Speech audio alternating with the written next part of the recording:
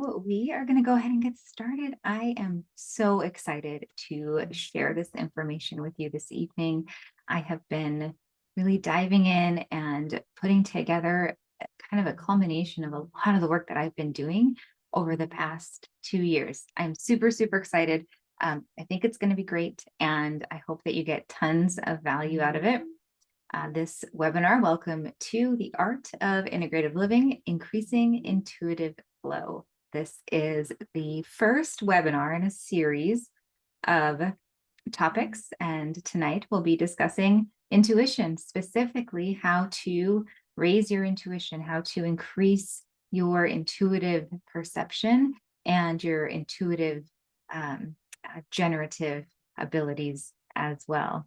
So as we are diving in, go ahead and just take a minute, and I want you to anchor into our topic for today and consider the concept of intuition.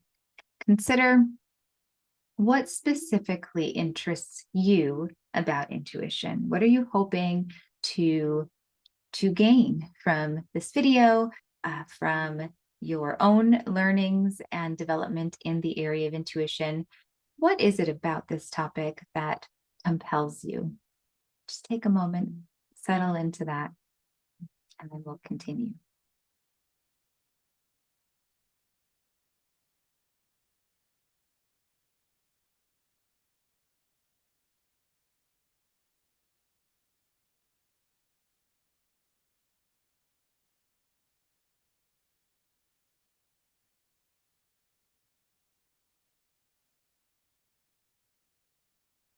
I'm going to go ahead and stop the music. Not sure if you guys can hear that. I guess I'll find out on playback. Okay, so moving into our topic of intuition, consider for a moment, what are some of the beliefs that you have around intuition, right? There's a lot of myth out there. There's a lot of just misconceptions that are pretty common with this topic. So the first one is that, intuition is supernatural, or it's mystical only, right? It's a superpower. Another myth is that only certain people are intuitive, right? It's a gift. Some people have it, some people don't. Another misconception is that intuition's always right. And we'll go into this in a little more detail later on, but it is not always right. And there are some things that we can do to ensure that we can attune to this skill more adeptly. Another myth is that intuition is the same as instinct. Those are two very different things. We'll talk very briefly about the neurobiology of that phenomenon and how they are two actual separate things, but they are certainly related. The next one is that intuitive decisions are made out of the blue, right? It's a download that you get from the universe, right? Sometimes it can be, however, this is not always the case, and we will unpack that a little more as we go on in this presentation. Another thing, you cannot improve your intuition, right? You get what you get, and whatever you have is what you have to work with. This is also not true. Yay. So tonight in this workshop, we'll be discussing specifically what you can do to improve your intuition. So hopefully by the end of this workshop, you will find that that particular misconception is very much wrong. The next one is that intuition is only about gut feelings. So this is the idea that intuition comes from some intangible place, some undefinable place, and that's it, right? It's there or it's not. And we'll go over lots of the ways that we can access and perceive intuition. The last thing is that using intuition is irresponsible in decision making. I've heard that one, right? People who kind of float from one thing to another, maybe they're following their intuitive path, and there might be judgment on how they live their lives. So intuition is absolutely a vital component to the decision-making process. We'll cover that just super briefly at the end. I will have a whole other workshop on the 3 pillars of decision-making, which does include intuition. So today we're going to focus just on intuition and how to really lean in and breathe into it and help you expand how well you attune to this skill. My name is Amanda Hayes. I am the owner of Ahamo Coaching, and I have an education background. I have always been interested in how we learn and how we grow. At the beginning of my education journey, I worked in a low income, high crime middle school where the challenges that most of my students faced were sometimes completely unimaginable. And through this experience, I really became fascinated with how some people are able to overcome so much, and then others, they just seem to struggle, right? It seemed to be something deeper than just action, right? Just motivation. It seemed like there was something deeper at play. And this focus, this really this interest led me to teach and work at a university where my own learnings and teachings and philosophies and mentorship about motivation, productivity, overcoming challenges and obstacles, resilience, all these things really put me in the category of the highest performing faculty for both students and my peers for nearly a decade. So this work has been something that I have really dove into and learned as much as I possibly could in order to help people who are working through whatever challenges that might be coming up for them. And with that, as I mentioned just a minute ago, it seemed like there was something a little bit deeper at play than just productivity or motivation, right? These aren't life hacks we're talking about. It's more fundamental than that.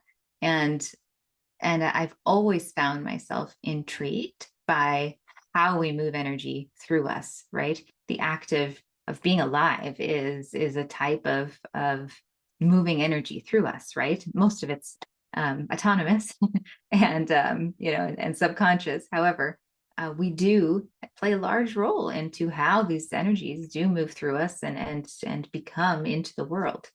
So with that, with my focus on helping students, children and adults and other faculty members, I also really took a focus into the idea of blocks, right? What's blocking that energy flow, and how can we remove those blocks in order to move that energy through us effortlessly? And with that, the fundamental belief that energy is a moving state by nature. Yeah. So, if there's a block, if we can find a way to sequentially dismantle and move that block, then the energy will flow on its own, right? We do our work, the energy it does what it does, right? So, despite all of the research I did in this area, despite all the professional success I was having, I was also struggling personally. I had by this point done years and years of cognitive work on myself through, therapy, research, personal growth seminars, and retreats, and yet it was still this innate emotional inertia that would feel like it would be pulling my lower consciousness kind of into the yuck. And it seemed that no matter how much work I did, there seemed to be this part of me that just wasn't shifting. And it was stupid frustrating, so frustrating. It wasn't until I really started paying attention to my own intuition that my healing journey got some traction. And through that journey, things really just blossomed. And that's been my work over the course of about the past 2 years, I would say.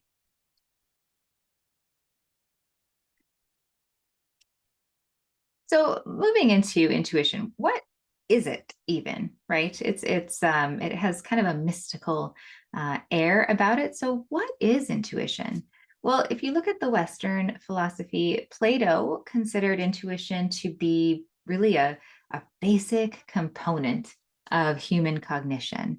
He considered it essential for understanding deeper truths beyond sensory, perception, or logic, right? This is how we can even begin to comprehend the true nature of reality. So this is a sense that is very rooted in our consciousness and part of our biology, part of our makeup as human beings. If we look at Eastern philosophy, Zen practice often, interestingly, uses the practice of riddles to stimulate intuition by kind of subverting, right, or turning on its head the rational and egoist mind. You always hear those stories with the riddles, and that is what it's designed to do. It's designed to kind of play between the rational mind and the ego mind. So that way we kind of step outside of our sense of self in order to access these deeper spiritual truths. And then if we look ahead even a little bit more into more of a modern psychological perspective, in the mid 20th century, the emphasis was on really how intuition was a subconscious process, how it aids in quick, rapid judgments and helps us make expert decisions in a short period of time, and also that it is a universal human ability. And then lastly, if we look at neuroscience, now this is super interesting and this is recent. They're really starting to look at what the brain is actually doing when we're experiencing intuition. Science is amazing, and this is so exciting. So research is suggesting that intuition is associated with activity on the right side of our brain. So it does contrast with the more analytical processes of the left brain. So it is a documented brain activity that we are starting to see and learn more and more about, which is awesome. So intuition, in a nutshell, it's a creative, qualitative process, and it's entirely subjective. It's super personal to the person who's experiencing it, and it means what you make it mean.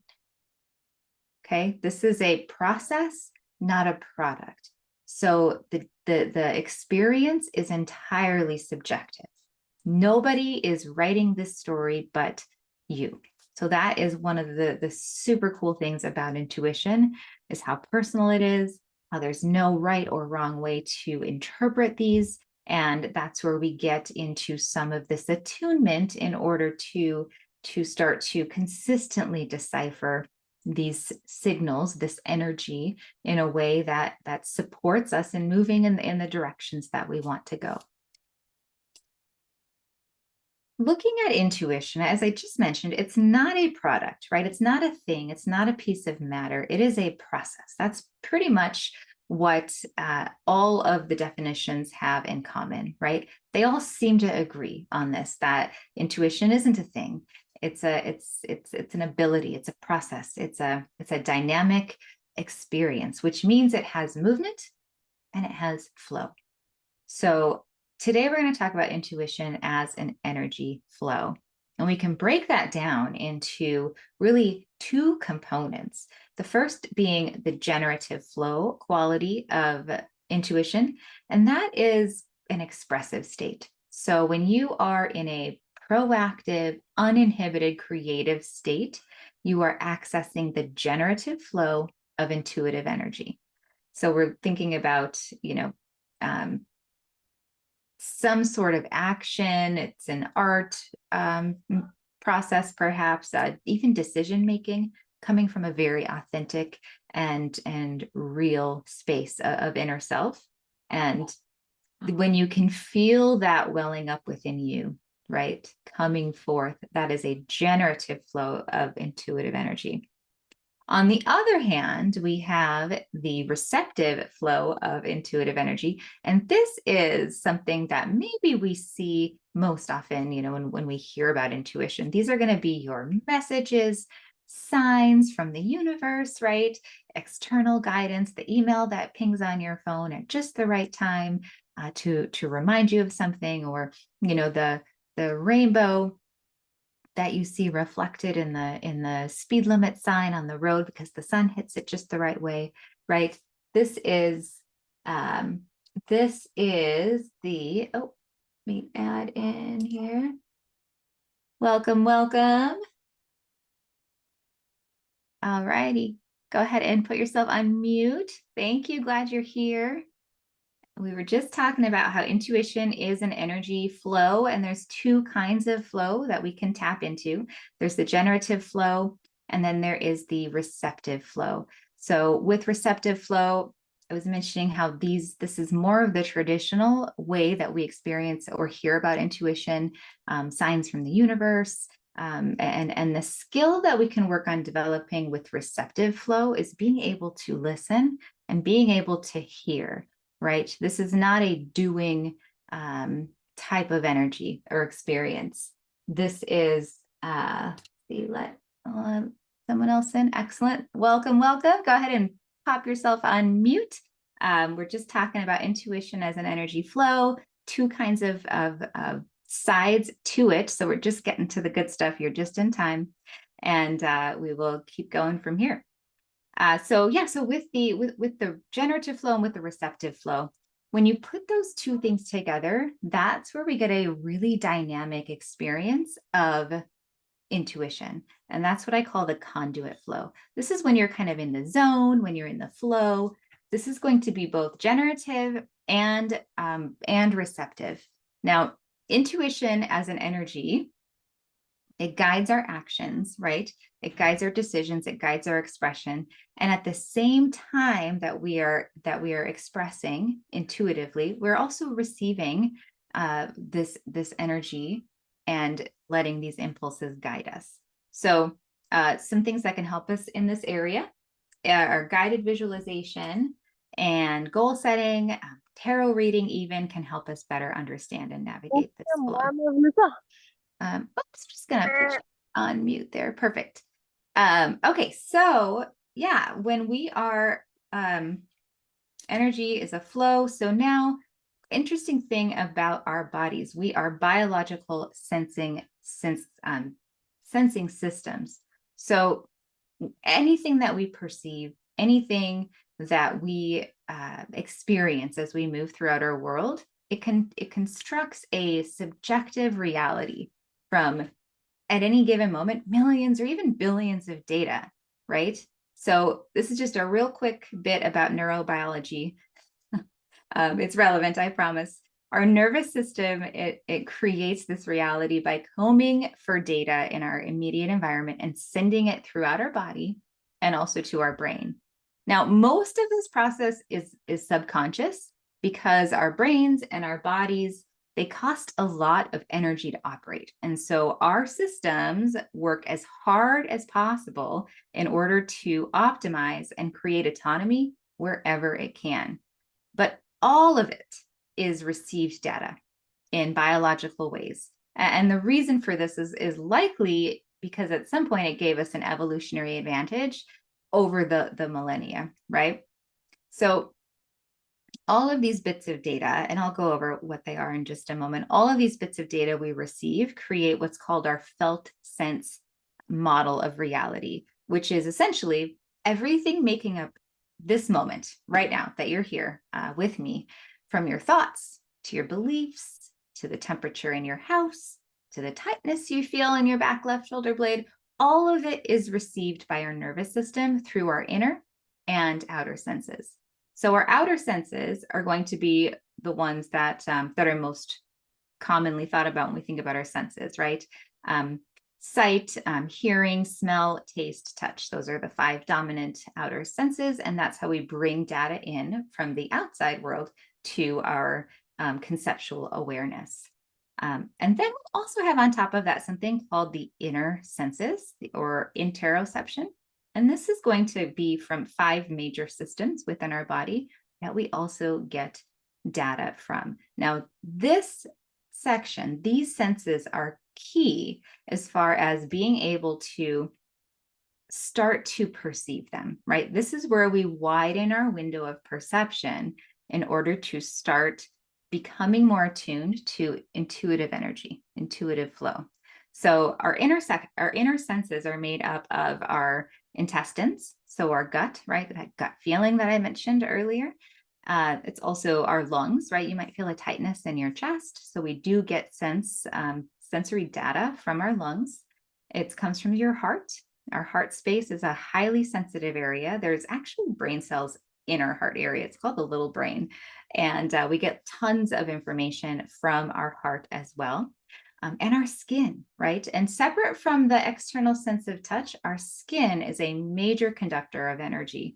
If you think about when you get goosebumps or you feel like a chill run across your body, these are all subtle shifts in our sensory experience. And then fascia. So all of our organs, all of our internal body parts are kind of encased in this gelatinous, not a liquid, but it's basically in there to keep everything in place and from knocking against each other and from, damaging anything in there.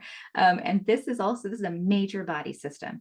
And this is where you will feel, maybe if you feel like an internal twinge, it's probably coming from here. So this is a major body system and something that's fundamental to the intuitive flow of energy as it ripples through you via your nervous system. Another thing is sense of movement. Now, I love this one. This is called proprioception. And this is where you have the ability to sense where you are in space in relation to other things. For example, if you hold up your right arm, you can sense, right, without looking at it, where your right arm is in relation to the rest of your body. Or another person, right? You can close your eyes and you can sense where the other person is in the room with you without getting that data in a visual or auditory or other way. So those do involve a couple of important areas. You've got your inner ear, that's balance. You've got a muscular structure and as far as how you physically move your body, athleticism, that type of thing, and then also fascia. All of those pieces work together in order to create our sense of movement. So this is like the only way that data comes into our bodies via our nervous system. And then, of course, the last bit of that is neuroception, and this is just kind of an on-off switch, danger safe button, right? It's an ancient kind of a lower brain activity where we have this instinct. It's really instinct based, whether something is safe or not safe, and that has likely kept us alive for the duration of our evolution as human beings. So if you think about intuition when it comes to these senses, how does it express, right, through these senses? Well, it's going to come through as some type of electrical charge, right? It's coming from this space of energetic flow. And as it moves through our system, we're going to feel it as some type of physical sensation, right? Likely subtle, which is why we want to widen our perception, our window of perception. And it's somatically, it's called somatic because it's in your body. So everything we experience, everything we feel is body-based. It expresses through our body and we experience it as it moves through us, right? Expressing from the conscious realm to the physical realm. So let's see here. I think I covered everything on this slide. So what does all this mean, right? So we get this data, this intuitive data. It comes through us and it expresses as one of these ways. And then that creates what's called our felt sense. So this is kind of a brief model. I won't spend too much time going into this today, but essentially data becomes our felt sense model of reality. It informs everything that we experience and everything that we express. So nothing subjectively exists for us outside of this bubble. Nothing. We are our own point of consciousness for the universe. And there's billions of us, right? There's billions of trillions of points of consciousness. But for us, this is our own felt sense model of reality. And it is the result of a lifetime of data that has been fed into our system. So let's look at body awareness, really is where this is going. In order to widen our perception of intuition, we need to widen and attune to body awareness, essentially. So intuitive perception is directly related to your level of awareness. If you increase that window of perception, then you open the doorway for increased intuitive flow, both generative and receptive. So, another way to look at it is once you begin changing the kinds of questions that you think to ask, then you can get a whole new set of answers available to you. Super fun. So, as we covered in the previous slide, intuition can be experienced and expressed only in a few finite biological ways. And becoming more proficient in detecting and utilizing this process does take a developed sense of awareness. So, there are different kinds of awareness, and they're both useful to be aware of. There's embodied awareness, and then there's conceptual awareness. Now, currently, our world today is dominant leaning toward conceptual awareness, right? We live in our minds. But when we're talking about intuition, we want to really start leaning into developing embodied awareness, because this gives us a direct line to the subconscious mind. And this is in the subconscious mind where most of our intuitive knowledge resides. So, developing in the area of embodied awareness, kind of widening our window of perception there, gives us a direct experiential understanding of what's happening inside of us, inside our subconscious, without the mediation of conceptual thought, right? We're not defining anything or labeling anything, we're just seeing what is. And this is valuable information, because the more attuned you are to the bodily sensations within you, then the more likely you're going to be to detect and interpret intuitive information accurately. Now, all that being said, we don't need to throw out conceptual awareness entirely, because it is absolutely vital to developing intuitive awareness. Okay. An over-reliance on rational analysis, like most of us engage in now in our world today, it drowns out intuitive signals, right? So it's helpful to consider a more balanced approach. And this is going to bring out more of your intuitive attunement. Yeah. So, for example, if you think about when you reflect on a past intuitive experience that you may have had, maybe you had some intuitive hit and it worked out for you, or it didn't. You know, being aware of that outcome can help you recognize patterns in how intuition expresses through you. And this reflection will strengthen your intuitive abilities. It's really vital to the process. So definitely spend some time thinking about your past intuitive experiences. And when you think about what they feel like, think about how they express, right? What did it feel like in your inner senses? We'll get back into this as well. Now, ideally, you're going to have a combination of the two, right? It's going to be a dynamic process between both embodied and conceptual awareness. So I call it a rounded and grounded approach, right? You've got your gut feeling, but then you also have your mind to give context, to give understanding. And this all occurs, right? This feeling, this sensation is occurring within a broader framework of your whole life's experiences, your felt sense, right? That big complex thing that is housed in your brain. Let's see here. Yeah, let's dive into a little activity. Sorry, not activity, a little exercise. A visualization exercise. So let's think about developing embodied awareness. So go ahead and right now, just choose an internal sensation to focus on, something that maybe you're experiencing in your body right now. Let's say, for example, that your eyes are squinting, or that you're leaning back in your chair while you watch this on your screen, or your hand is relaxed while you're holding your phone, or maybe your toe feels a little bit squished in your shoe. Just notice what the sensation is and describe it to yourself briefly. Just use your conceptual awareness to put words on it. Squinty eyes, relaxed back, squished toe, relaxed hand. Now change your position so that the sensation goes away. So I was just sitting I was standing kind of on one leg. So I just moved my leg and I switched my position and I flexed my knee a little bit.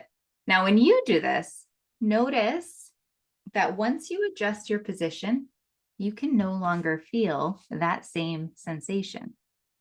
Now, you might feel residual effects of it instead of pressure. Your toe might be tingly, for example. And using conceptual self-awareness, you can think about how your toe or eyes or back felt a minute ago, right? But you can't actually feel the same squished sensation unless you sit on your foot again. In other words, you can only experience any given sensation in the present moment. So embodied awareness is available to us only in the present moment. Hopefully that makes sense.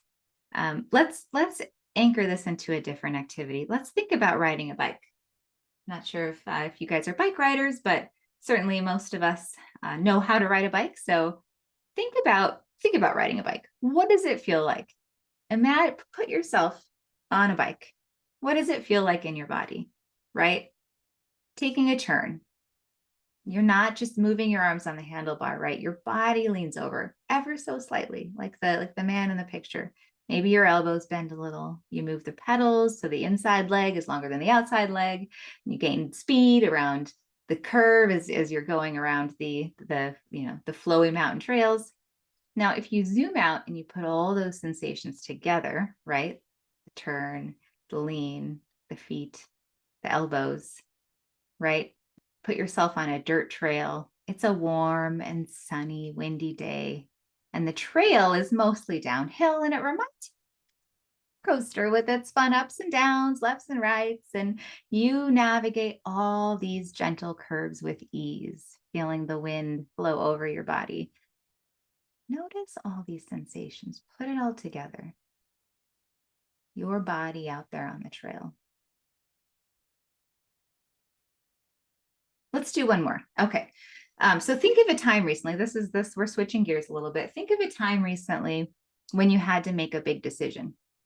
Well, big or small, I guess it doesn't really matter. Whether it was the type of coffee that you're going to order at Starbucks, or maybe it's a major life decision about relationships or finances, career, family. Just put yourself back into that moment of choice. Take your mind through your body. What sensations or movements do you notice? If it's stressful, what does it feel like? What sensations are coming up in your chest, your gut, your back, maybe your skin? And if it's a minor decision, if it's which coffee you're getting, do you have any anxiety around that coming up? And if you do, what does that feel like? Just notice. We don't put labels on it. We're just noticing what sensations come up in order to fully experience them. So as you go through your days, take time to notice, just stop and check in with your body occasionally. You don't have to stop your life. As your life is happening, develop that embodied awareness by checking in and seeing what sensations are coming up in your body. What does it feel like? What patterns are happening, right? So you can, find any way to track, whether it's on a phone or whether you're writing things down or journaling later, but keeping track of it will help you begin to attune to how sensations, how emotions, how really intuition ultimately expresses through your body. And then you're going to be able to start to read those signs more easily. So there's two questions going into this workshop that will help you open up to intuitive flow. And the very first question to ask yourself is this, and it's a doozy, so write it down. The question is, what do I need right now? What do I need right now? And there is a QR code on the screen. Feel free to scan that and you can download the companion sheet. Let me find where the document went here. One second, let me pause this share so I can find the link in case the QR code.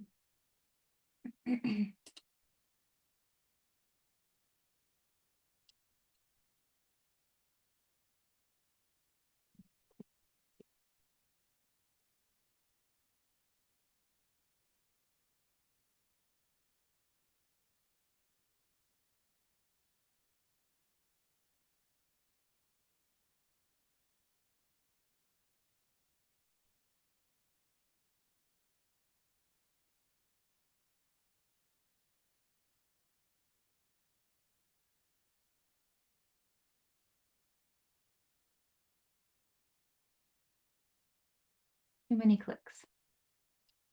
All right. Perfect. Let me open the chat now and get that in here. I had that all figured out. Here we go. Oh, thanks, Alexis. I just saw your thing about driving with your kids. Okay. Well, when I send this out later, I will also send out the link to this document so you have it. Okay, so that's in the chat. Excellent. Let me go back to sharing. I've been like trying to figure all this out when under the gun here. Okay, share. And this is what the document looks like when you open it. Here, you can see it. Okay. So we'll have some information there that we'll get into in just a second.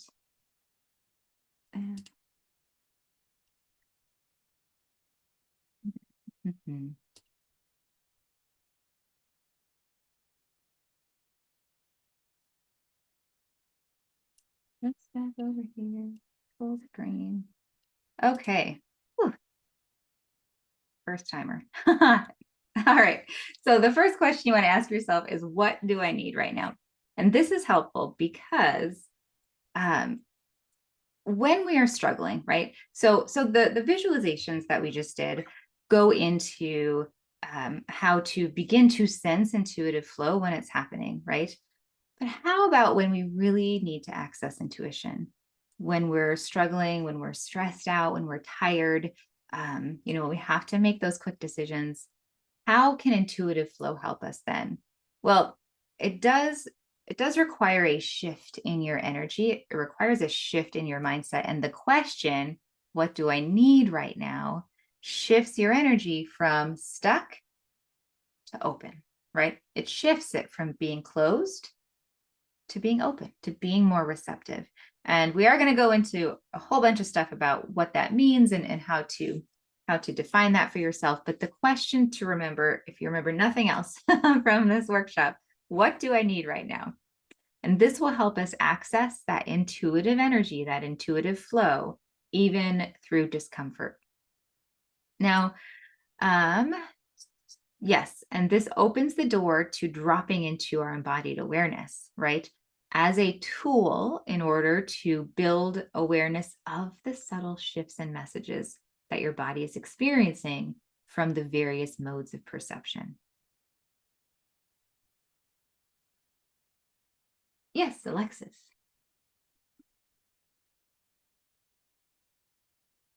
Oh, I think you're muted. Did you have a question?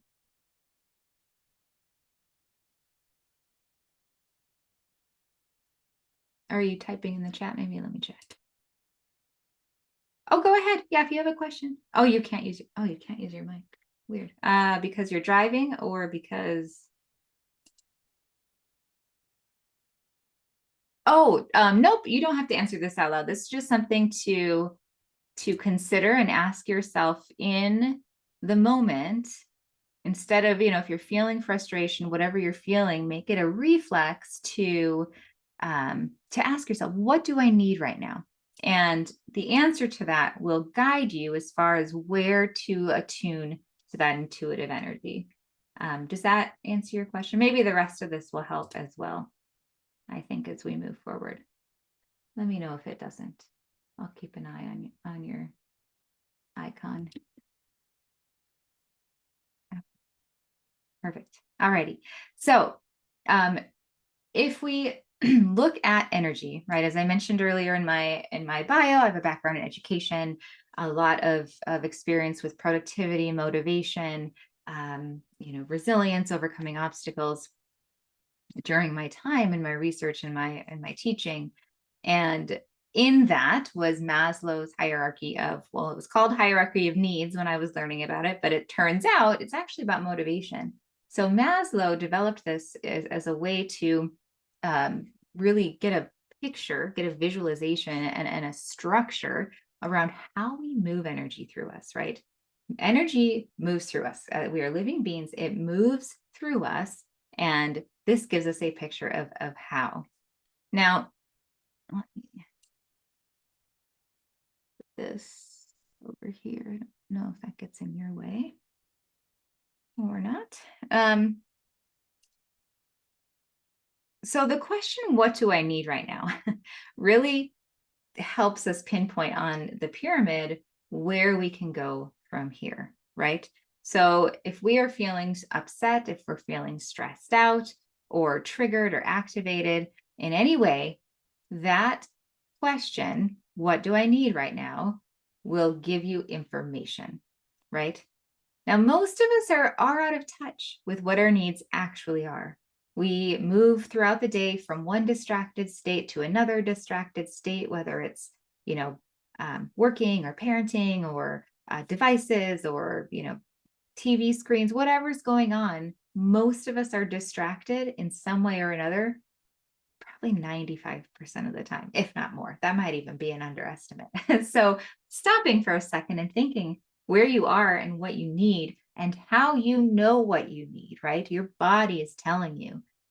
This will get you in touch with what your needs actually are. Okay. And again, this is a completely subjective experience. But when you begin to see your current needs, then you can also begin to access higher states of intuitive flow. So if we look at Maslow's pyramid, you can see at the very bottom, we're looking at physiological needs. So if you're not familiar with the pyramid, this is kind of a more full version of it. I think the original one maybe has 5 different categories. So this has 8.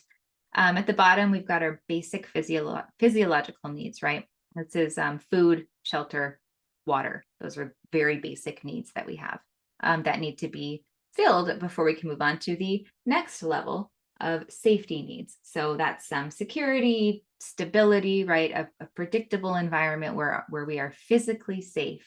And then we move up into more of a social level of need, and that is, social connections, love, belonging. And as we move up the scale, we go into esteem, which is self-esteem, respect from others, recognition.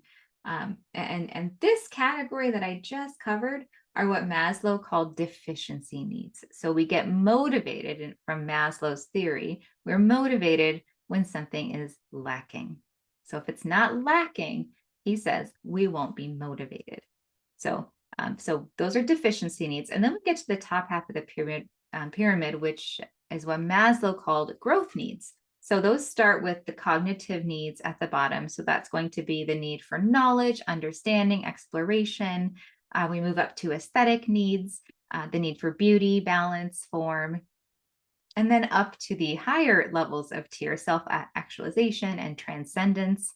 So we're looking at, realizing one's spiritual and existential potential, oneness with humanity and the universe, altruism, and also spiritual growth. So that is, in a nutshell, his belief around how motivation works, how we move energy through us. And with growth needs, the idea is that we are adding on, right? It's not coming from a space of lack or scarcity. It's coming from a space of abundance. We're adding on to what we already have.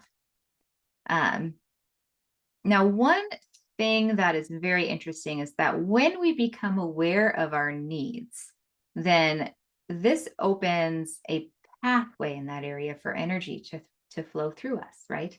Energy like intuition. And we can broaden our experience of being aware, experience and awareness of this energy by becoming aware of our needs. So it's a nice signifier. Now, understanding the vibration of our needs helps us open to the intuitive flow that's available to us. Now, what do I say when I say vibration of needs? Well, everything is energy, right? I don't think they've even found the smallest particle of matter. Like they just keep getting to energy. No matter what you're looking at, what you're touching, at the quantum level, everything is energy, everything is moving, and everything has a vibrational frequency. Now, our emotions have a vibrational frequency, our energy levels have a vibrational frequency, and so do our needs. Okay, our needs aren't unique in all of this. So understanding what level that our needs are vibrating at, right? What's the frequency of those needs? It can help us then open to the intuitive flow that's available to us. So so looking at this pyramid, you can see the bottom half would be kind of that scarcity. I know that word's thrown around quite a bit, that scarcity mindset, and the top half might be that abundant mindset. So now, I will say that Maslow did feel that the bottom half was reserved strictly for, deficit-based needs, and the top half was solely for growth-based needs, and that you had to meet each level before you moved on up to the next one. I don't think in our current world, in our current paradigm, that this is entirely accurate. I do think that there can be growth needs and efficiency needs at any level. I think that this opens the doorway, no matter what level you're operating at with your need, with whatever the answer to your question is, whether it's scarcity based or abundant based, there's an opportunity to shift, right? There is a growth need available to you at any level. Okay. So in fact, no matter whether the need that you're expressing is deficiency based or growth based, the very experience of noticing that need or want is a signal of a pathway that's ready to receive energy flow. Okay. So if we look at the different types of energies for these levels, we've got, at the very lowest level, like I said, the fundamental physical needs. So that's going to be, the basic necessities, food, water, shelter, but a growth need in that area could be seeking nutritious choices, right? Engaging in physical activities that honor your body and strengthen your muscles. That's finding the growth need. Looks like we got someone else. If I can let them in. Excellent. Welcome.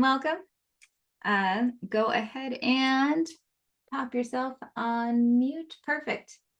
Yeah, Alexis, I couldn't use the microphone on my phone. Oh, that's okay. No worries. Yeah, so I had a question. The question I was trying to ask beforehand. So like, Sure. for example, if I say like, oh, right now I need to use the bathroom, or I'm thirsty, that's my need right now. Do I need to meet that need? Oh, the physical need. Yeah, so if it's like a physical need, or like, oh, I'm tired, so it's rest, where you're saying that we need to ask ourselves that question, like, what do we need right now? Yeah, the answer very well may be quite literal, right? It might be, I need to take care of my body in this way that it's indicating. And then if you're looking at, and we're going to go over a few other examples, but yes, in the case of, the biology, that's kind of what I like to call the entryway to awareness, right? Those are the obvious ways that we can listen to our bodies. And if we can take that as our entry point, then we can start listening to our bodies in more subtle ways that aren't as programmed into us to be loud and distract us from whatever else we're doing in order to to keep our bodies healthy and operating. Does that make sense? Yeah, that makes sense that it's the entryway, because it is the most obvious one, because those aren't the only examples that come to mind. The other thing that comes to mind to me is I work as a speech therapist with little kids, and I'm always talking about, like, the kid needs the sense of trust if they want to talk around you, because they need to have that trust in order to make mistakes. And I see that parents are meeting the psychological needs of these kids, the safety needs. They have food, they have a home, they have clothing, but that presence and that bonding is missing. And then all these therapies come in where it seems, now looking at this hierarchy, that it's like they're jumping the belonging, the love needs, the esteem, and trying to teach. like Mm-hmm. just going into the cognitive needs. So I was wondering if you could talk a little bit on that, like what happens when when some of these are skipped. So, the Mm-hmm. psychological is there, the safety, but the Mm-hmm. belonging and the esteem isn't there, but they jump to the cognitive. I mean, I would assume that just, you don't have the foundation for everything else, or Yeah, if you for could talk a little sure. bit on that. Yeah, and I think you missed it in the beginning, but I talked about my background is in education. I was a middle school special ed teacher, and I worked a lot with Maslow and how the needs expressed in our kids. And I saw a lot of what you also see with some things got skipped. I worked in a very, high crime area, and my kids had a lot of struggles and challenges. And yes, a lot of the safety needs of even the physiological needs weren't being met. So when those lower tier things aren't being met when you're a child, it does make it harder psychologically for those higher levels to land. And now Maslow would say that even as adults, you must have the bottom each tier met sequentially in order to sufficiently grow in the tier above. And I think in today's day and age, we are able to have some simultaneous growth in these areas and awareness as adults, right? When we're children, we're still building our psyche. We're still building our felt sense. We're still receiving all this data that's going to inform how we interact with our world as we grow, right? When we become adults. But once we are adults, and we have a whole felt sense that's made up of data points coming from these needs our entire life, whether they were met or not met, how they were met, the quality at which they were met, the means, the process, all of it. So it becomes our felt sense, which informs the way that we interact with the world and the way that we hear our needs communicated to us today. Yeah.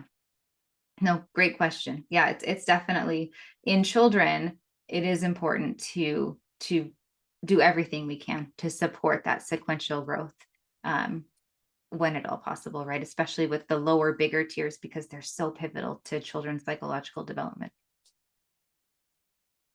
Yeah. Yeah, no, great question. Yeah, so with the lower levels, we've got various growth needs, level 2, we can look at developing emotional safety and resilience. So that's just a more proactive way, right? You're finding what I call the generative opportunity to create a secure internal sense of well-being, right? You're taking the power back into yourself as functioning adults. And, you move up and there's a growth need of being able to foster deep, meaningful relationships, feeling empowered to be able to do that encourage kind of this mutual growth and personal fulfillment. And then we keep moving up, right? We're cultivating inner confidence. We're pursuing knowledge and understanding. And of course, the growth needs get more and more apparent as we move up the pyramid because that becomes more and more growth need based. So let's take this into an actual example so we can kind of see how this might look in a real life scenario. So let's say we're looking at work-life balance. Many of us are tired. We have very busy schedules and families and work and all the things. So if we look at work-life balance from a needs tier in order to answer the question, what do I need right now?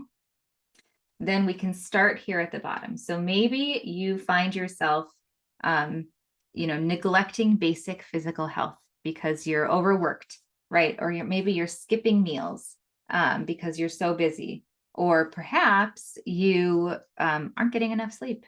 I think most of us aren't getting enough sleep, but that is a level 1 need. That is a physiological need.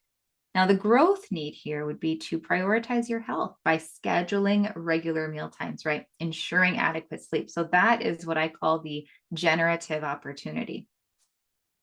And then if we move up, maybe your deficiency need is more in the stress range, right? You're afraid that you might lose your job. You're afraid you have this deep anxiety that things aren't stable.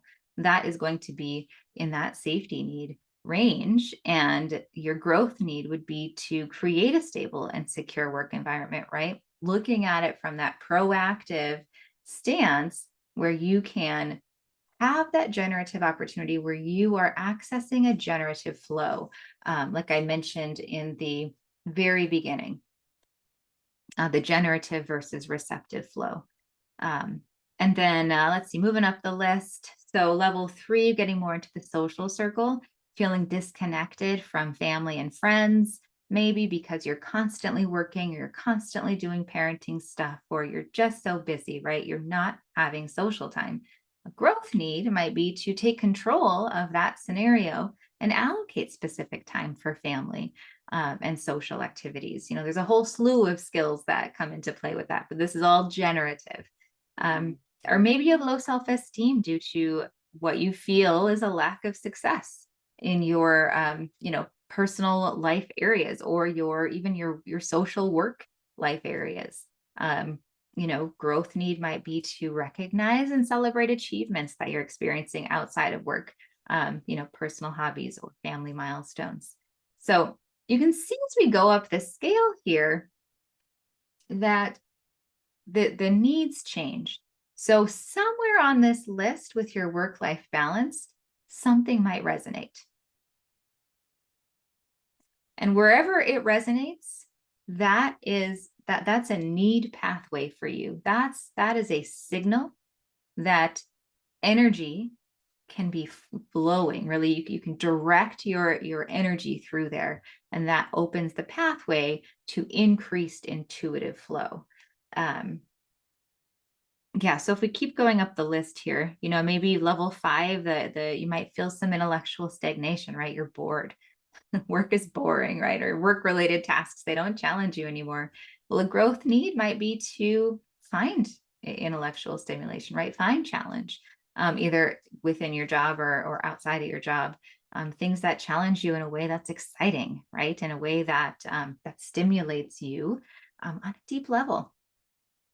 And then up to level 6, we're getting into that aesthetic and self-actualization. So this might be, maybe you're feeling kind of a lack of exposure to enriching experiences outside of work. And a growth need, a way to have some generative opportunity there, would be to make time for cultural and artistic or natural experiences that enhance aesthetic appreciation, right? To nurture that part of yourself. And then level 7, that self-actualization. Are you psychic? All the examples are about me. No, I live it. I live it. Yeah, struggling to pursue personal growth and fulfillment due to being consumed by work, right? So maybe a growth need there is the generative opportunity to balance professional goals with what you have personally going on. And then kind of at the very tippy top of this tier, in this transcendent stage, is using these experiences and insights from your work-life balance in order to mentor or support others in similar situations, right? To contribute to a healthier work culture. So that's kind of like the apex of where things could potentially head there. But you can see at every level, right? There's the deficiency need, and maybe that's where you resonate. But then you can find the generative opportunity. And it's in that generative opportunity that you open the pathway to let intuitive energy flow through that area. Okay, let's look at another one. Relationships. This is a good one. So level 1 at relationships, right? Maybe, if you're married or you have a long-term partnership, level 1, very basic physiological needs, right? Maybe there's no physical intimacy or basic acts of care between one another due to a strain that's in the relationship. So a growth need on the other side could be prioritizing physical connection between you and your partner, right? Mindfully doing acts of care for one another, and also taking some time to recognize the importance in maintaining a bond. So that's kind of that lowest level. And then if you move up to level 2, kind of that safety need, maybe you're feeling insecure or emotionally unsafe in the relationship. And if you flip that around, the generative opportunity there would be to build a foundation of trust and security, right? What does that look like? What are the actions and sequences to go that direction? So that way both partners feel safe to express thoughts and feelings. And then If you keep going up the list, right? Level 3, we're getting into belonging and love. So maybe you're feeling lonely or disconnected from one another. There's a lack of emotional intimacy. Now, a growth need on that level would be actively working to improve communication, right?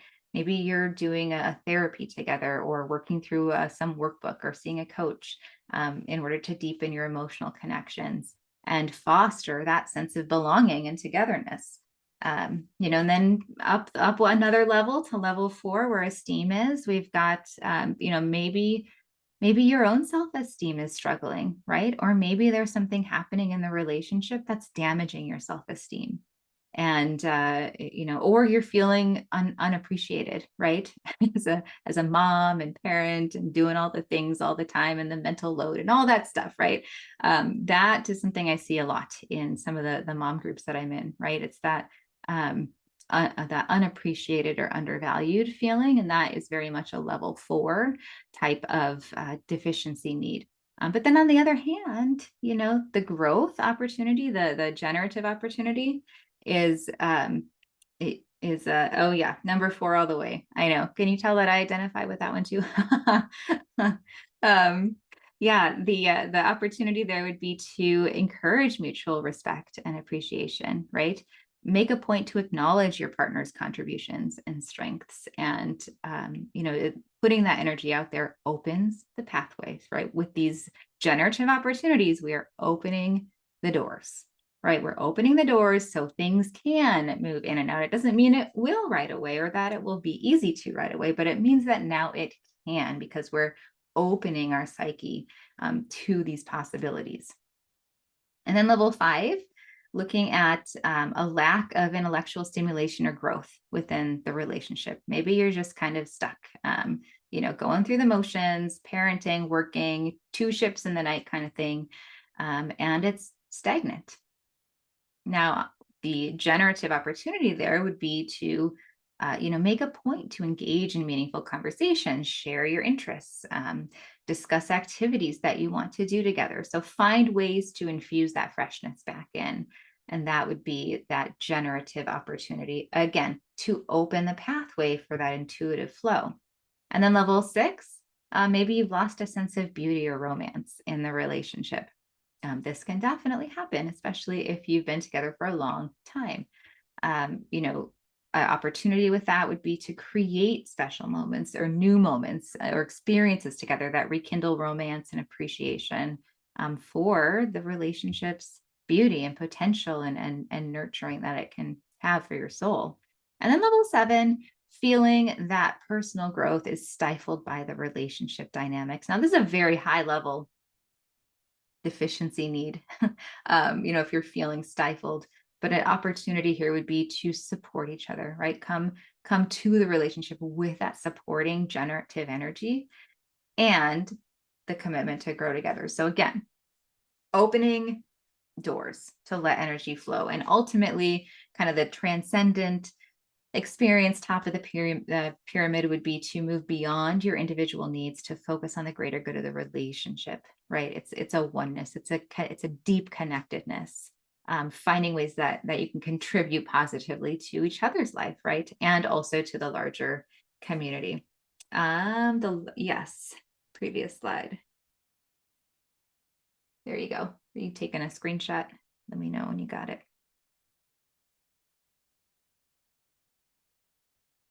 You're welcome.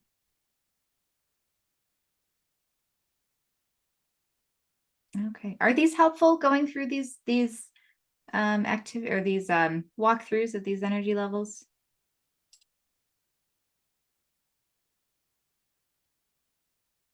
Oh, good. Okay. Well, let's do maybe just I have 2 more. I'll go through them quickly because these are less personal. So one thing that stresses a lot of people, now, are you going to lift us up? I will. That's the generative opportunity. So climate change, another downer, I know.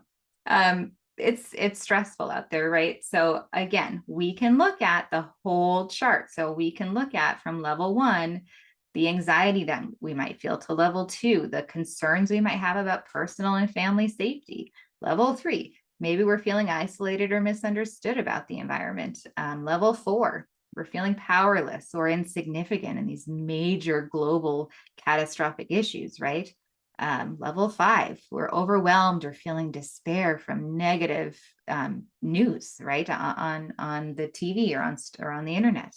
Level 6, we're feeling that our potential contributions are limited, right? We're not able to do as much as we want to.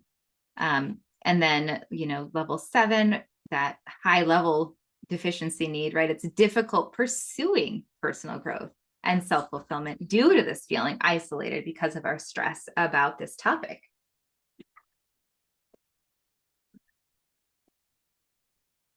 Okay. But on the other hand, there are generative opportunities here, right? These are signifiers of a pathway of need. These are signifiers of where our energy is, right? What our vibration is. So some generative needs, right? We could adopt sustainable living practices. We could engage in community preparedness programs, learn about things. We can form support groups. We can take an active role in local environmental initiatives. We can learn. We can seek knowledge. We can work to expand solutions. What else can we do? We can align our personal and career goals. If this is something that is deeply affecting us, we can change how we live our lives in order to support a more generative approach in this area. We can set personal goals and use online resources for self-development. We can find purpose around this very scary, very big topic, right? So there's generative opportunity, no matter what's going on, generative opportunity to empower us and open the pathway for intuitive flow. And last one on the list here, social unrest. This has been a major big deal in the last, oh my gosh, it just feels like it's been forever, where things have been super stressful politically and socially. So, we can go through the levels here too, right? Level 1, we've got stress from political and social issues. Maybe they're impacting your physical health. Maybe you're having trouble sleeping, or, you have high stress levels, wondering what kind of world are my kids going to live in, level 2, maybe you're feeling physically unsafe, or you're feeling threatened due to different political happenings in your immediate area. Level 3, maybe you're experiencing isolation or division in your personal relationships due to differing political or social views. This is a big one, especially around the holidays, because we are hanging out with our families for these events, and oftentimes there are differing political opinions, and it can be challenging. Level 4, maybe you're feeling powerless or a little bit discouraged by the state of political and social affairs. Level 5, you're feeling overwhelmed from constant exposure to negative news or political discourse, right? It's endless. If you want it, you can find it anywhere, any time of day. It's out there. Level 6, deficiency need would be neglecting the appreciation of beauty and harmony. Like, you're forgetting that there's still good stuff out there. You're so focused on this, social and political turmoil. And, these might be the people who have the news on 24/7. If you have cable, or you're constantly reading the internet about certain things that come through, and it's stressful. It is stressful. It weighs on your consciousness, and it creates these need pathways. Level 7, feeling that personal growth is hindered by external political and social environment, right? Maybe you're just not even in the mood to think about personal growth because it doesn't seem to matter, right? You're like, oh, well, the world's going to hell in a handbasket, so why should I better myself? It can be very defeating. And then the apex of this with the growth need would be to contribute to a greater social understanding and contribute to a greater peace, right? Not just in yourself, but in your immediate ripple community. To be able to transcend individual perspectives, to work toward collective well-being and harmony. So let's tip this over and look at generative opportunity in this area, because this is a big one. And this one, there's a lot happening right now, and it is stressful. It is so stressful. And this is so important for people to begin to consider how they can find a generative pathway in the stress. So the growth need on level 1 would be to prioritize your physical health, right? Set boundaries with yourself. Maintain that healthy lifestyle. That's going to open the pathway for that intuitive flow to come through so you can listen to learn what's next. Level 2, seek information, seek resources to ensure personal family safety. Do what you need to do to feel like you have a plan, whatever that looks like for you, to whatever extent. Get to the space of feeling good. This is where that intuitive flow comes in. Level 3, we're fostering open, respectful communication, seeking common ground in relationships, emphasizing shared views and humanity. So even if you're having that tough conversation at Christmas dinner or Hanukkah dinner, or whatever you're celebrating this season, then you can find that common ground in a shared humanity. It's not easy. However, it is a generative opportunity. Level 4, you're engaging in activities that reinforce a sense of self-efficacy and contribution, right? So maybe you're volunteering or you're doing community service. You're doing things that are spiritually filling you up, right? And when I say spiritually, I mean separate from religious, right? Spiritually is more of a non-physical matter, our inner landscape, our consciousness. Level 5, this is a key. I think everybody should do this. Really actively seek diverse perspectives, right? Educate yourself on what's going on the other side, because that can give you that pathway to empathy, that pathway to the human connection. You don't have to agree with it, really. It's just opening the door for intuitive energy to flow. Level 6, that growth need would be to, engage in the cultural and artistic pursuits that do promote or create that sense of beauty and peace. Yeah, that offers that counterbalance to unrest because it doesn't have to define your entire life. And then level 7, that growth need, pursuing personal goals and aspirations that align with making that positive social impact, right? You can embody the change that you wish to see. So even when things are dire, there are generative opportunities. So when you're looking at these lists, possibly more than one level resonates with you. I think the work-life balance, someone said that it's all of them. And that's fine. That's fine. These are your access points to get your energy moving in that area. So as a reminder, our needs are signals of where to direct the energy. What areas are we potentially receptive to intuitive flow? In what areas are we potentially able to widen the window of perception? So that is how you get connected with the question, what do I need right now?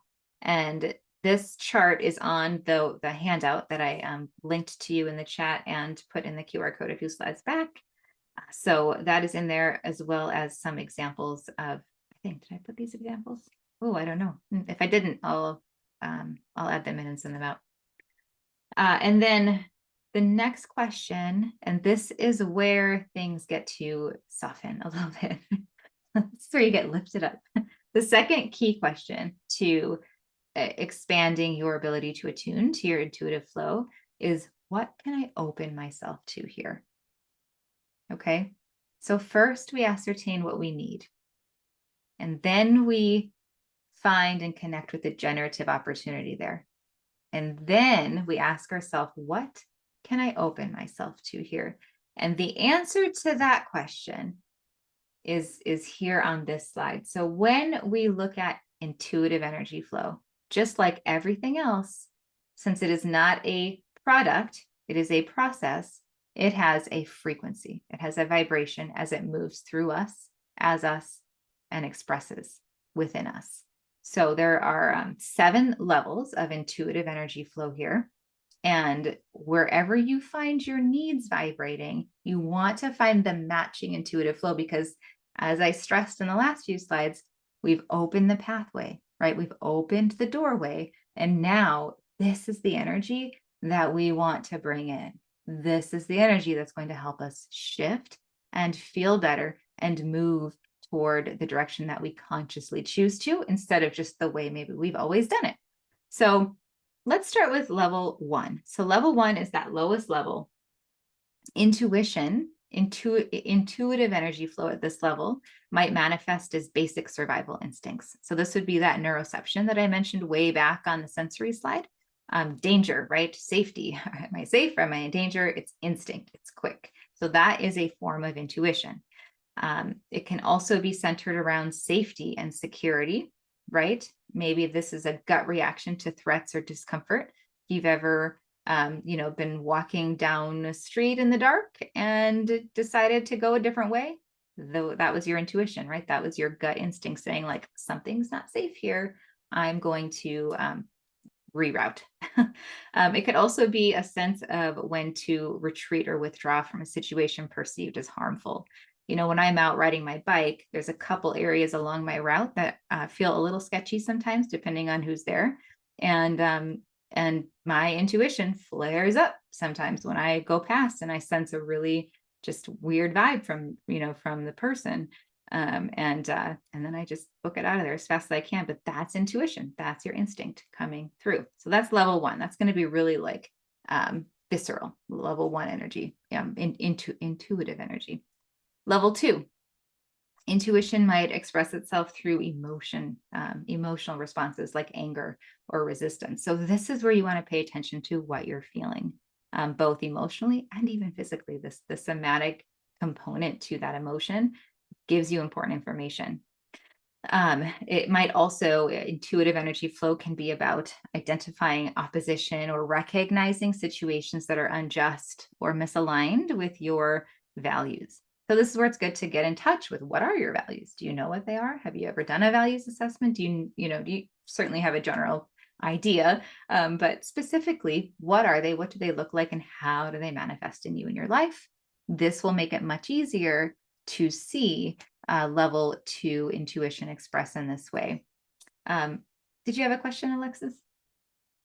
Yeah, sometimes I find it hard to know if it's like ego when it's just I'm judging someone, or if it's my gut feeling, like, oh, you shouldn't trust that person, or you shouldn't trust, this gas station, or you shouldn't trust this area, based on prior experience, or is it really like, my gut feeling? So I don't know how to sometimes how to discern both. Yeah. I love that question. And I think it's 100% valid because, yes, cognitive biases do play a factor. When we're looking at conceptual versus embodied awareness, that's where our conceptual awareness comes into play, right? Later on, I think in another workshop, I'm going to go into more detail about how to balance intuition with the other pillars of decision making. And those other pillars are logic and emotion. And that's where we come into the idea of how to discern whether it's cognitive bias and how to discern whether it truly is intuition or gut instinct telling you one way or another.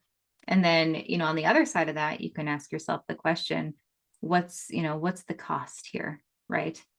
Is it a problem for me to go to a different gas station, really, if I feel safer going to the other gas station? And, is there need for self-reflection or judgment here? What is the cost? And sometimes it's just like, yeah, I'm okay. Like, I am allowed to go to a gas station. That makes me feel safer. Whatever the reason, it doesn't matter what the reason is. I am allowed, and that's okay. But yeah, the idea around balancing intuition, logic, and emotion, it's something called holographic thinking, and it's definitely relevant to getting to the bottom of understanding your intuition and being able to rely on it when it does come up, because you're attuned to being able to read the signals accurately. That makes sense. Yeah, great question. I love it. Yeah, and in these lower level intuition, it can, a lot of that cognitive bias could come up because, again, our felt sense, our beliefs, everything that we are experiencing this current moment through is made up of our whole past experiences. So absolutely, like these could be not rooted in any logical sense. They could be rooted in patterns of neurological pathways that we don't want to service anymore. Or it could be perfectly fine to go somewhere that makes you feel safer, right? As a woman, I just tend to err on the side of like, I'm just gonna do the safe thing because seems smart. But yeah, no, great question. Yeah, these lower level ones can be sometimes your first access point into intuition, because these tend to be the loudest when they come up. Yeah. And then you get up into level 3. So intuition at this level might present as a sense of opportunity for growth, right? Or learning. Maybe you're like, well, it could be a calling to look at potential cognitive biases, right? To widen that perspective, to ask yourself, why do I feel this way? And maybe that energy flow is going to direct you somewhere that will keep you in that open heart space, right? Or open the heart space. Yeah. It can also, level 3 intuitive flow could guide you towards forgiveness, understanding, as well as rational problem solving. It can also manifest as that inner voice that tells you can do this, right? That tells you I'm strong. I can do this. I can do hard things, or whatever the voice is saying. That is that level 3 intuitive flow energy. And again, if you look back at our pyramid, if we look at level 3, our growth need is fostering open, respectful communication, seeking common ground in relationships, emphasizing shared values and humanity. So if this is where we're resonating in this level 3 area, or maybe one of the areas we're resonating, then we can come back over to here and say, what can I open myself to here? Right? Is there an opportunity I'm willing to open myself to here?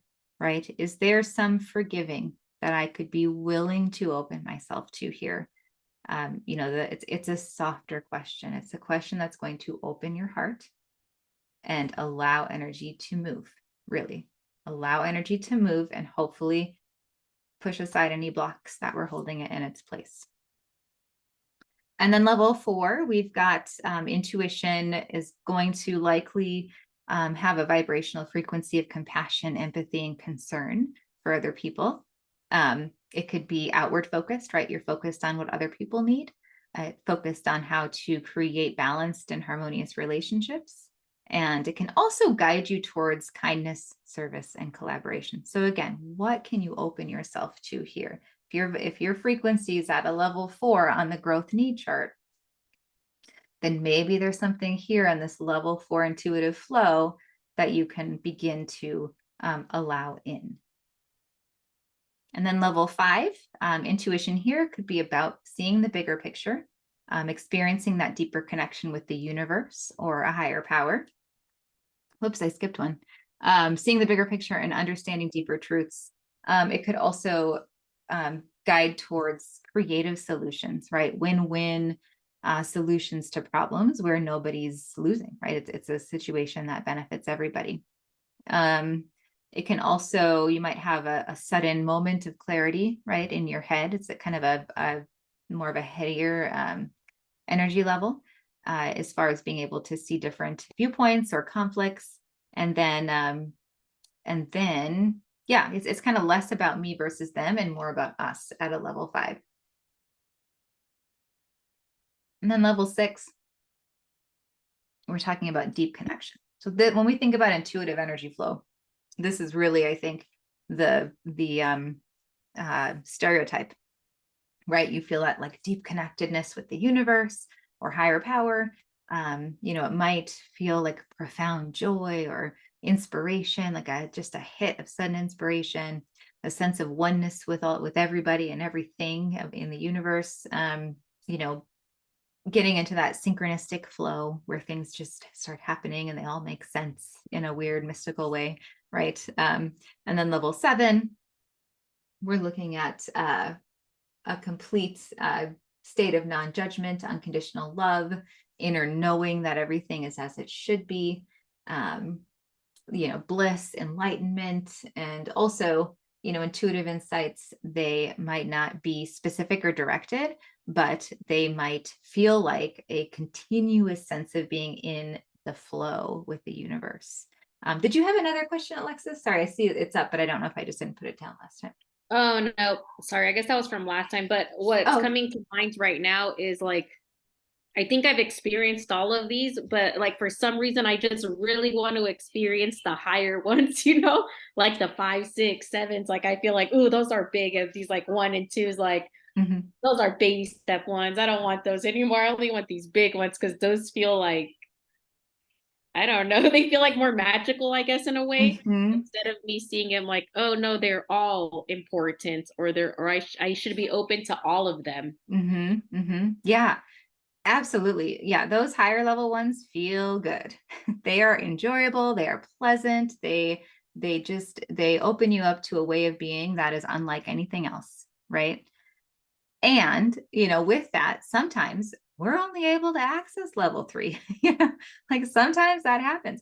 And when you become more aware of how intuition expresses through you, right? Especially with those inner senses, when you become more aware of that, then it becomes easier to tap into those higher level of intuitive flow more easily.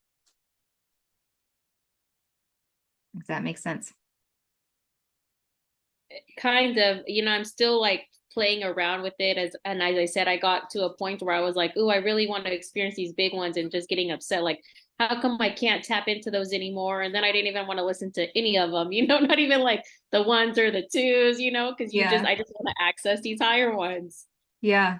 Yeah. And one thing to keep in mind is that it is all the same energy, right? It's just expressing at a different vibrational frequency that's dependent on your own need frequency, right?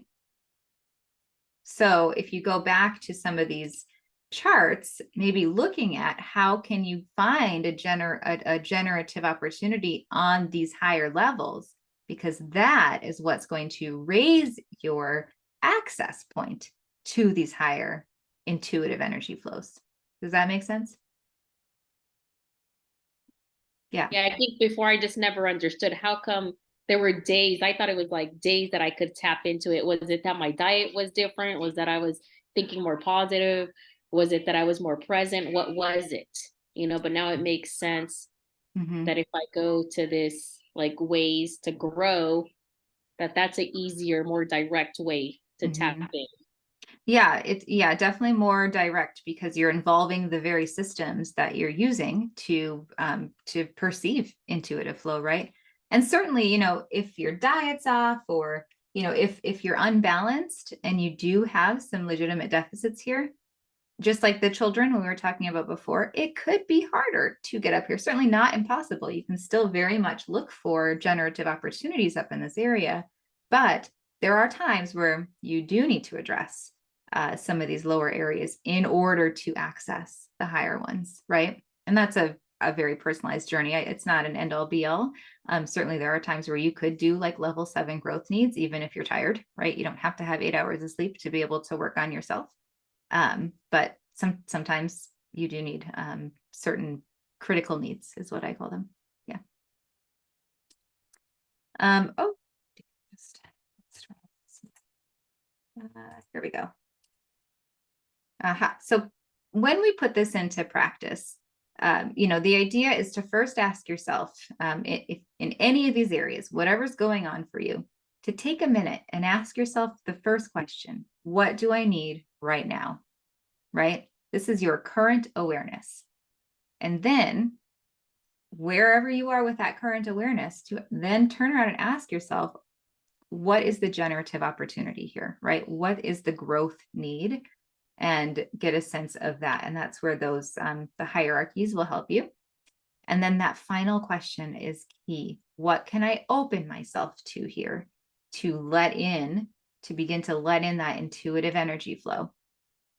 And this pathway, this can help shift your mindset in many different areas of your life, right? It can open your consciousness, and you will become more perceptive to intuitive flow, especially if you practice embodied awareness. Okay. Understanding how things flow through you, how emotions express through you, right? Because an emotion isn't just in our mind.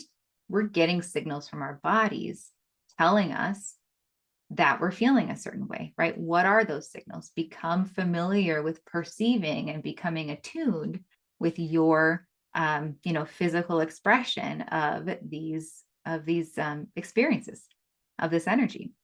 And then the handout for the workshop does give you some guidance. I won't dive into it here because I would tack on a lot more time, but it does give you some information around generative flow and receptive flow and the dynamic for each of these areas.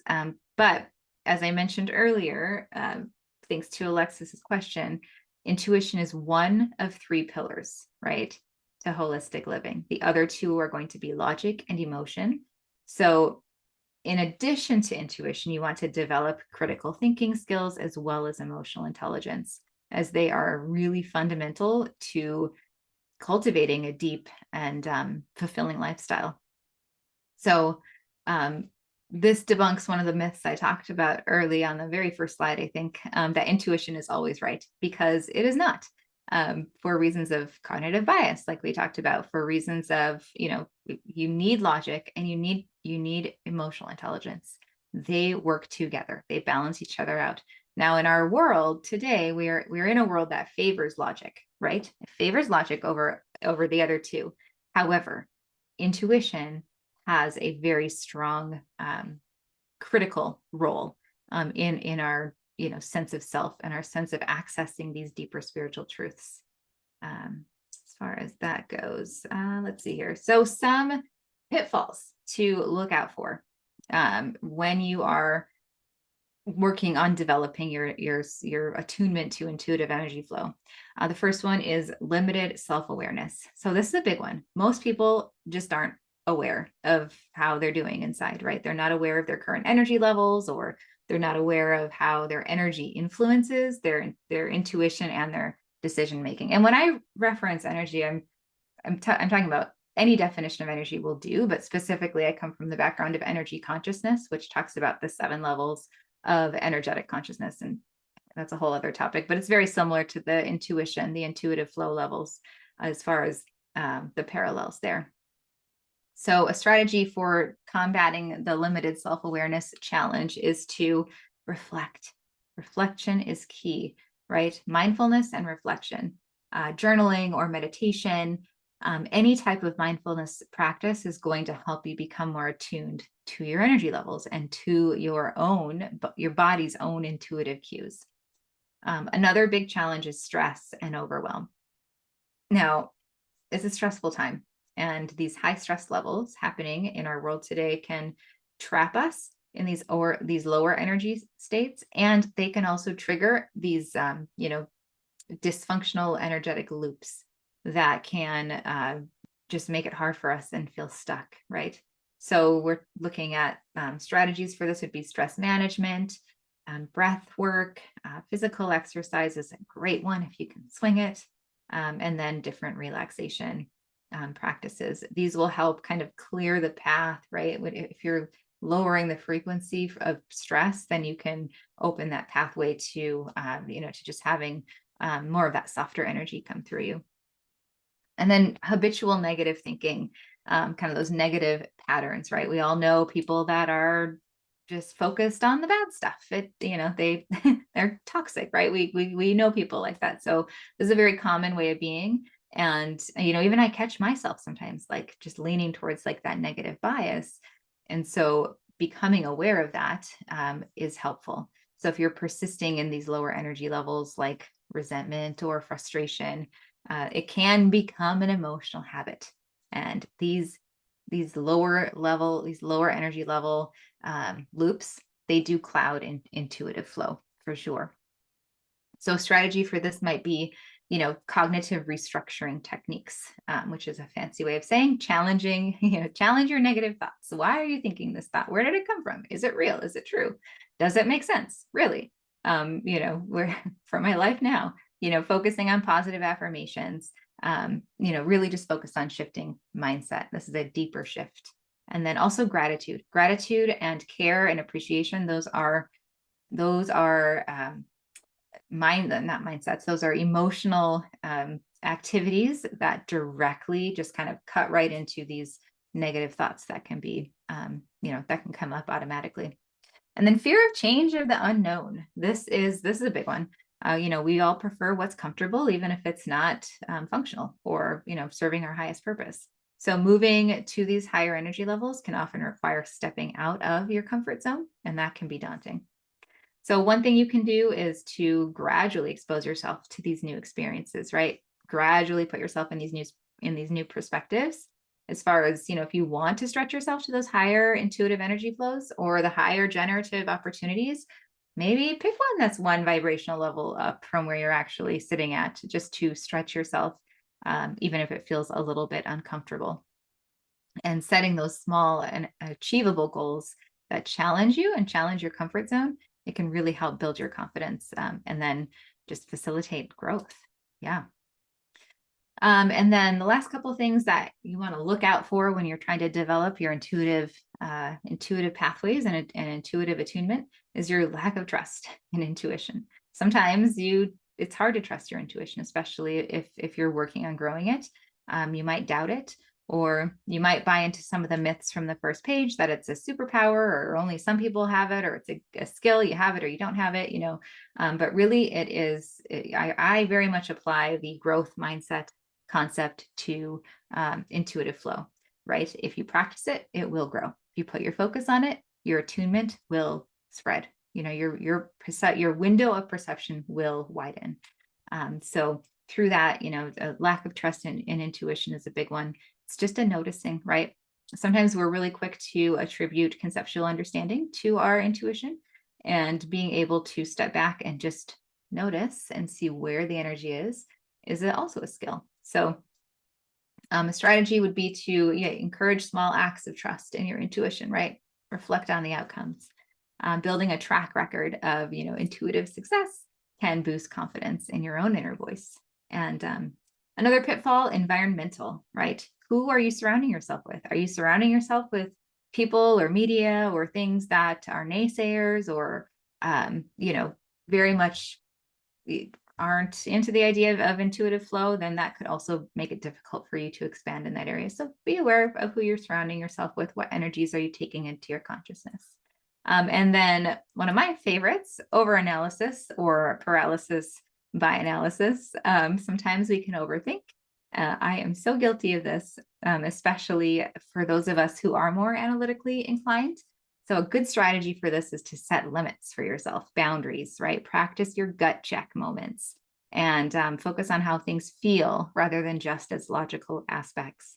And then the last pitfall here is physical health. So if you are neglecting your physical health, it can affect your energetic state as well as your clarity of intuition. So make sure you're getting good self-care practices at play.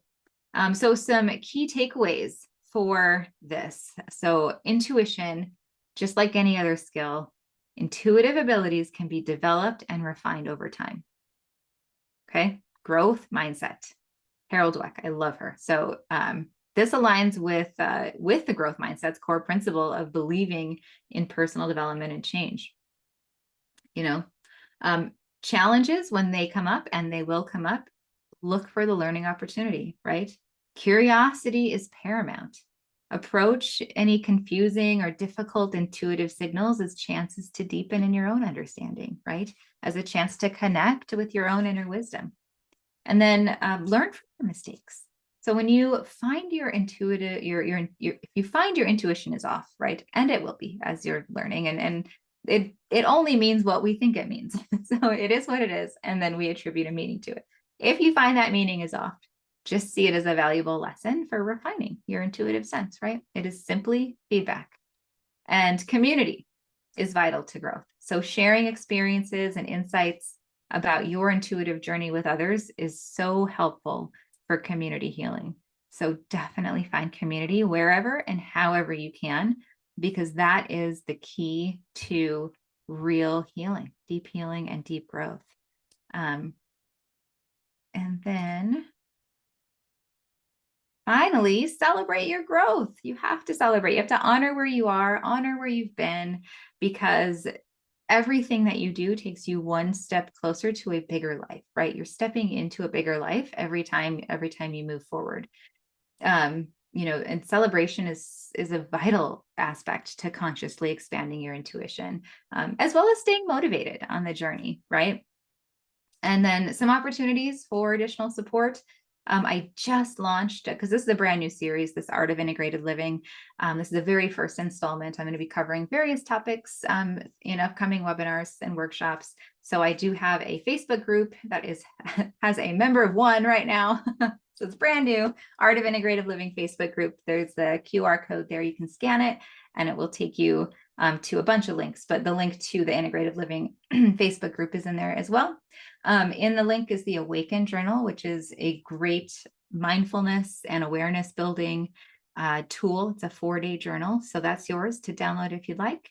And then I am just coming out with the Art of Integrative Living 21-day renewal course. So I'm going to be launching that in a couple of weeks. If you're interested in it, you can register and sign up there. It is a paid course. It's 3 weeks. It's going to be 15-minute increments. So it's designed to be very accessible and support you in developing all of the awarenesses that we discussed over the last couple hours.